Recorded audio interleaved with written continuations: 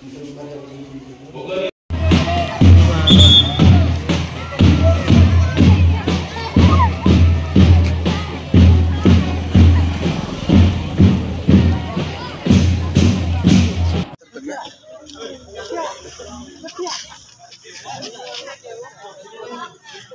मन डाकी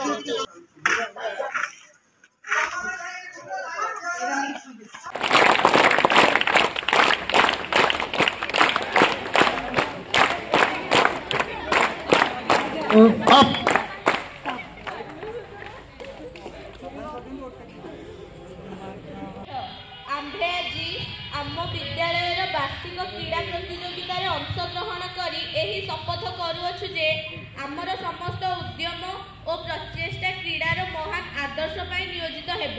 प्रतियोगित अंशग्रहण कर उद्देश्य पुरस्कार लाभ नुहे, श्रृंखलामय और सुस्थ जीवन मूल्यबोध ही प्रधान।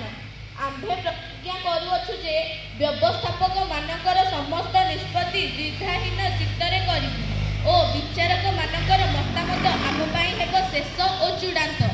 क्रीडानुष्ठान आईन कानून और श्रृंखला को सहज भाव ग्रहण कर तद अनुसार सुशृंखल भाव कार्य करिबु।